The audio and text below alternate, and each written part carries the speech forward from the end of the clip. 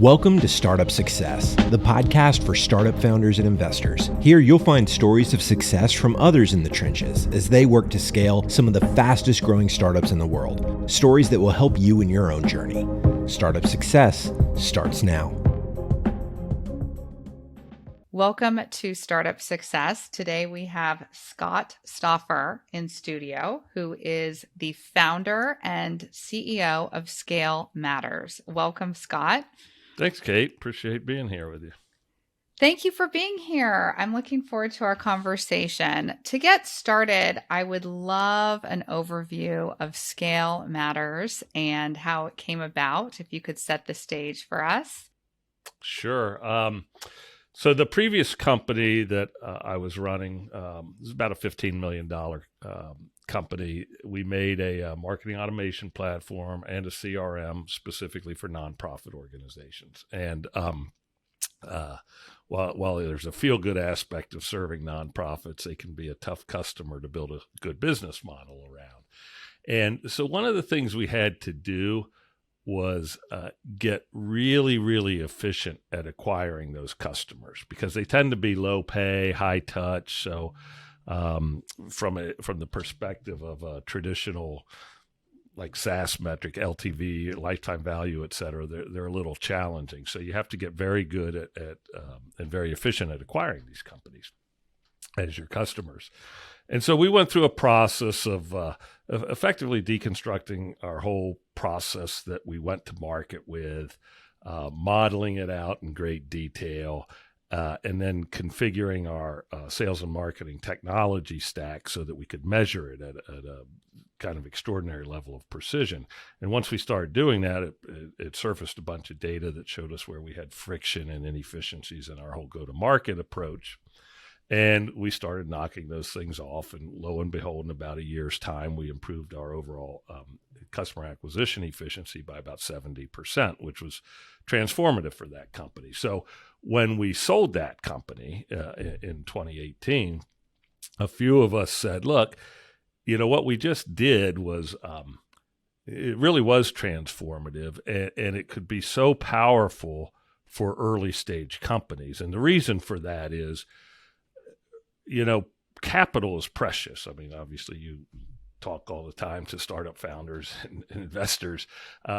Capital is so precious, and so much of the early stage capital, I mean, it's certainly beyond seed, but by the time you get to Series A, so much of that early stage capital is consumed on trying to acquire customers, basically spent on sales and marketing.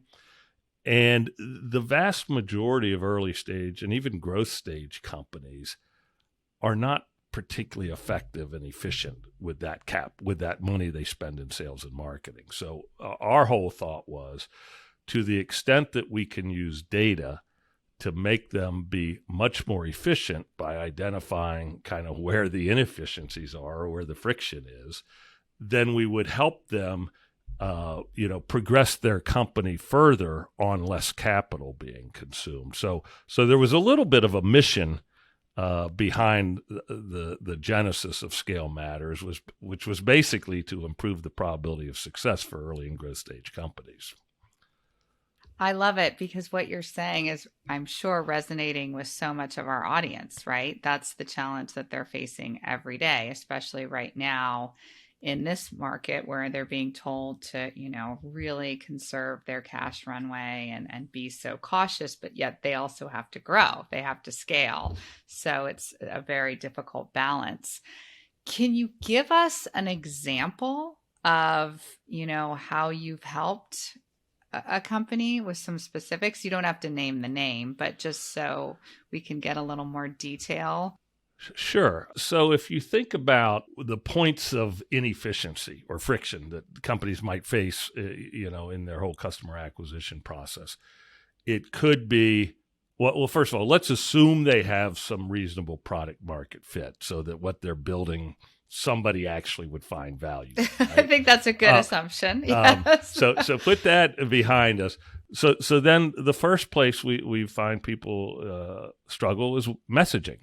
So even if they've got something great, they often aren't particularly stellar at communicating it in a way that their prospective customers immediately gravitate to. And so there was one example I can think of off the top of my head where one of our customers was they were using software advice. It's like G2 Crowd. It's one of these kind of listing referral review services as a lead source. And they were noticing that their win rate on leads that were surfaced through that particular venue was substantially worse than through organic, through paid search and other things that they were doing. And so they were basically sitting there saying, well, maybe we just shouldn't invest in it, right? Or can we figure out why it's not as successful as these other channels? And using our platform, we were able to surface data that effectively showed them that they were bringing in non-ICP prospect, non-ideal customer profile people. So they were bringing in a disproportionate number of what I'll call buyers who were less sophisticated buyers than they needed through that particular channel, which was the reason their win rate was so low. And we helped them understand that by surfacing data that we actually extracted out of sales call recordings in that particular case. And so you can learn a lot about prospect priorities, prospect challenges, start to really dial in your ICP, your ideal customer profile, by basically having a better understanding of who these prospects are. And that's one of the things that we did with these customers. So that's an example. There's hundreds of examples, right? So there's messaging examples where companies are sort of not dialed in and optimized. Could be channels or strategy examples. So maybe they're, maybe they're over-investing in LinkedIn advertising, and it's just not as effective as paid search for this particular company. And if they don't necessarily have the data to show overall end-to-end effectiveness of these various venues they're investing in, then they don't know how to properly allocate their resources in a way that's going to generate the biggest return. There's also process friction. We have this part of our platform is a process analyzer, but basically it'll demonstrate wherever in the entire, from the point somebody hits your website to the point they actually become a customer, maybe you've got 20 different steps. Think of each as sort of a conversion step.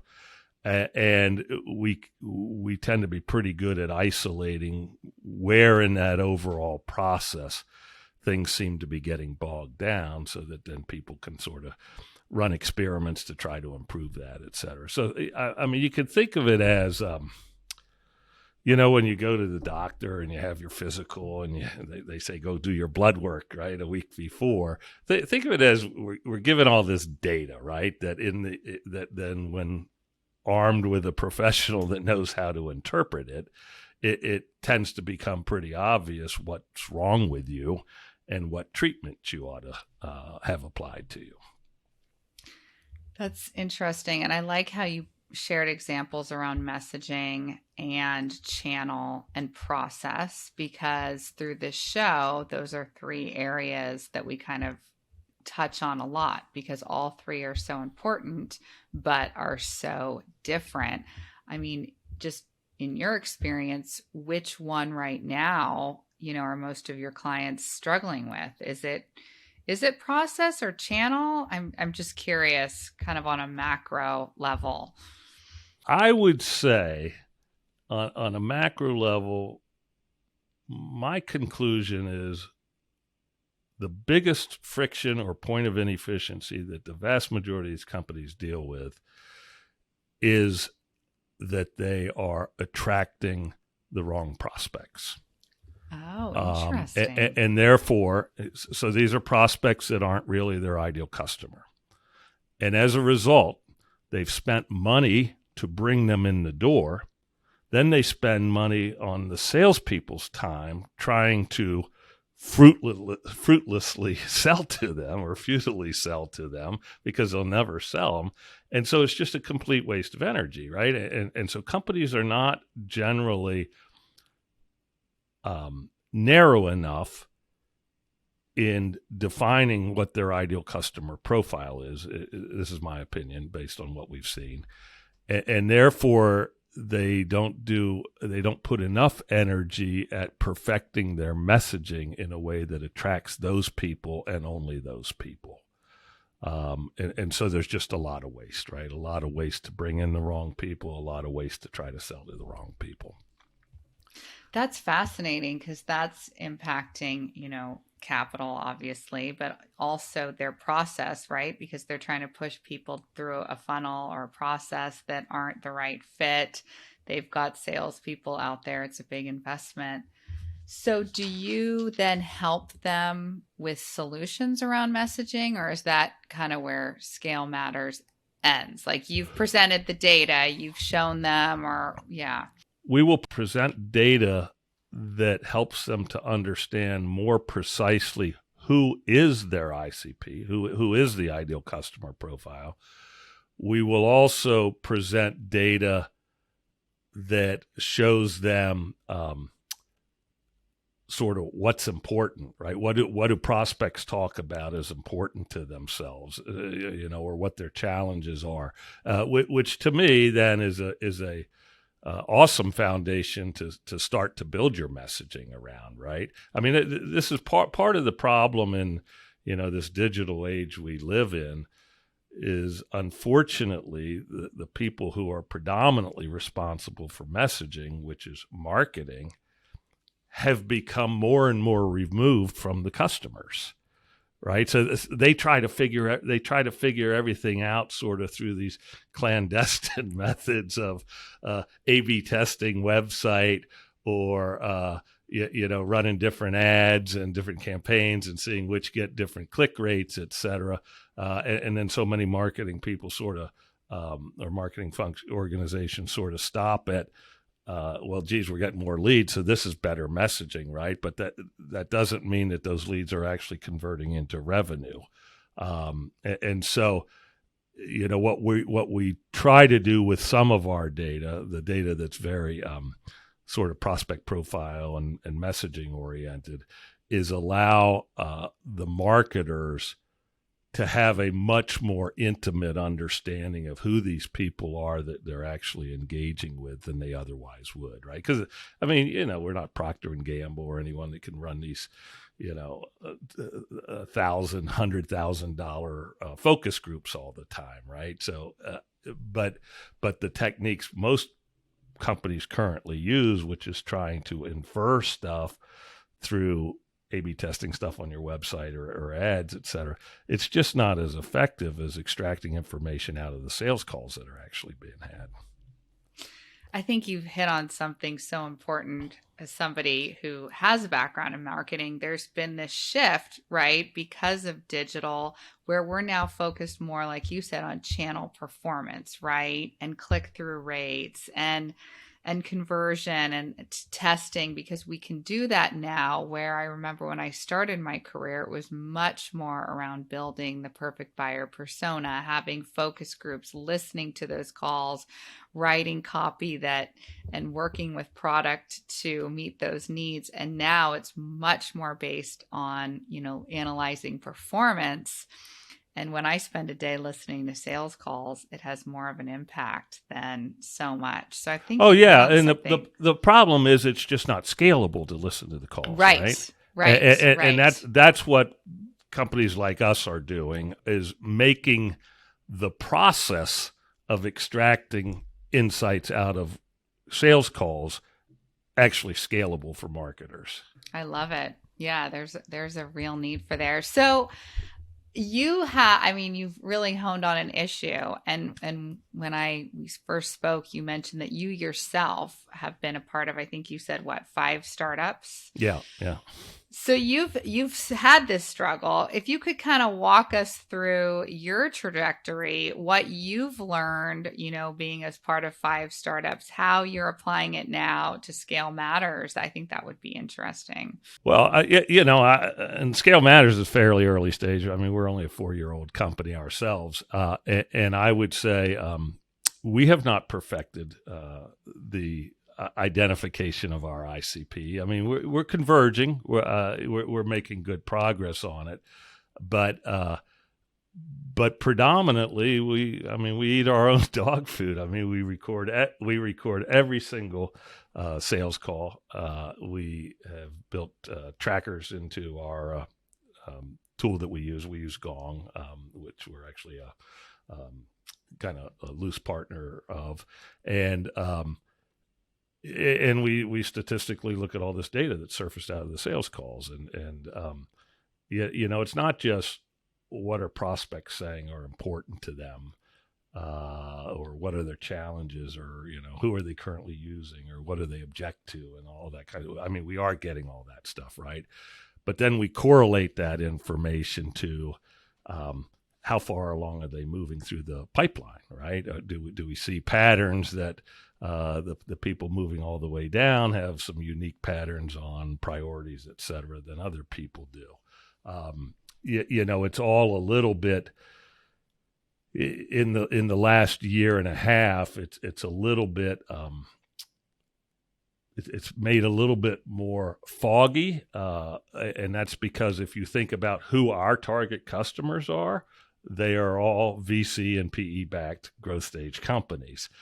These are the very companies that are in the mode of laying people off, cutting costs, doing everything they can to extend runway right now. So, we're trying to discern between what's kind of real macro or real customer specific issues versus what's macro conditions. But yeah, as I was saying, we eat our own dog food and extract most of the data that we can out of these customer calls and try to dial in our ICP that way. In the first company I started, which was a long time ago, back in the mid 90s, we sold to large telephone companies. In fact, we built $100+ million company off of 4 customers. And so there wasn't really a challenge figuring out who our ICP was, right? It was just a completely different set of challenges, which is you're selling to AT&T and, the predecessor of Verizon and all this stuff. And the challenge there was more complex enterprise sales, right? How do you develop relationships and understand who are all the people that must say yes, who are all the people who can say no, et cetera. Right, decision makers. Yeah, yes. Yeah, and then there was no Zoom back then, so everything was face to face. There was a lot of relationship building, et cetera. So, the challenges really sort of depend on what you're selling and who you're selling it to. I think when you talk about companies that are selling, somewhat velocity motions, maybe a SaaS product for 10 to 50K a year, and they're trying to, nail 10 to 100 customers a month, then they're going to be less intimate with those prospects or customers by definition. And that's where sort of using some of this data-driven approach to really develop as close to an intimate understanding as possible is really helpful. And I think most of our audience is in that sweet spot that you just described. And it sounds like, from your work at your previous company that was acquired, when you had to work so hard on messaging and narrowing in on nonprofits, it prepared you in a sense for now selling to the group you are at scaleMatters, right? This venture-backed, high growth, in a sense. Do you see where I'm going with that? Yeah. It very much also taught us the importance of not trying to sell to the wrong people. Because, I told you we were able to improve our overall acquisition efficiency by 70%. A large part of that was by realizing all the bad fits that we were pulling into the process. Even bad fit people that we sold to, because then they end up not as not to use nonprofits, but as unprofitable customers, right? So even though the sales guy or gal might get his or her commission off getting a deal done, if you can't hold the customer for more than a year and they're high touch and always complaining, I mean, it was a bad fit to begin with, right? And that's just very costly for companies. Right, right. So that happens a lot in our world of, startups. How do you prevent against that? What do you do? I don't know. There's this natural tension, which is you need to raise money. And as a result, you need to paint as rosy of a picture of the future as possible, right? You want to go right up to the point of believability and then just pull back.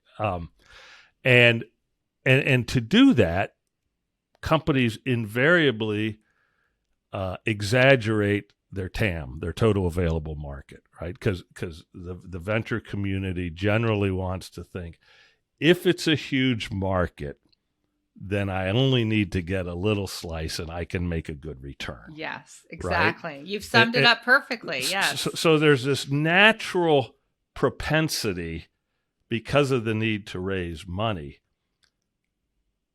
to get away from focus. But then to execute properly, you almost need to do just the opposite.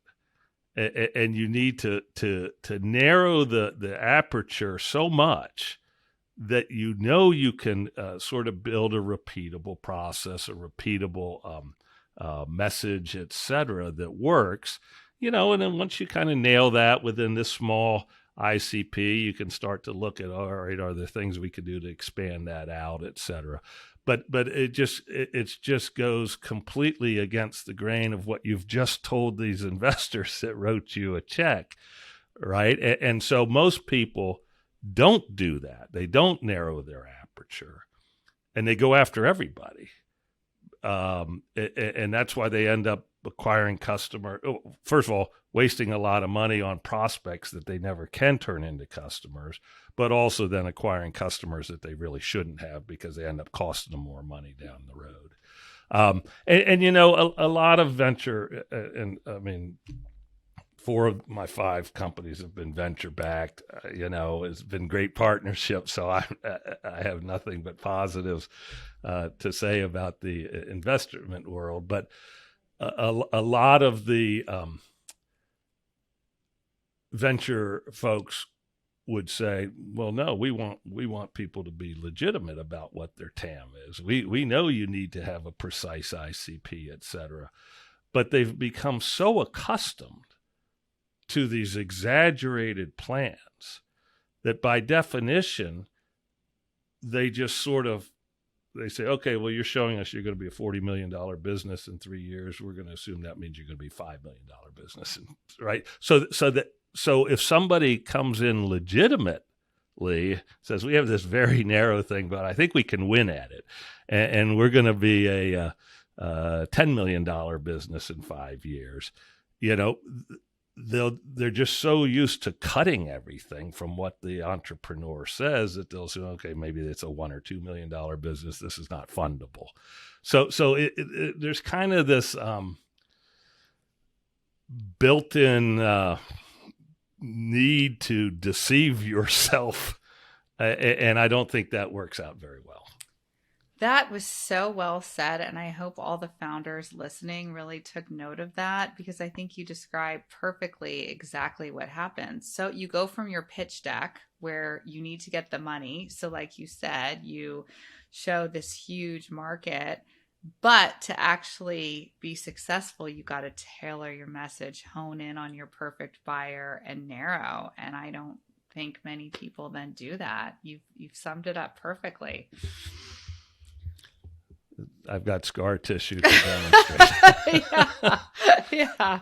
I get it. Well, we always wrap up based on your scar tissue with just some general advice for founders. That's always my closing question for those listening that are out there on that journey right now. You've been through it several times. I mean, parting words of wisdom for those? Well, some of it's just repeat from some stuff we've said, but certainly point number one is be vigilant in figuring out who your ICP really is, right? Because you just can't afford to waste the precious capital, particularly in this day and age, right? Where, it's just so hard to get. It's hard to get at any decent value.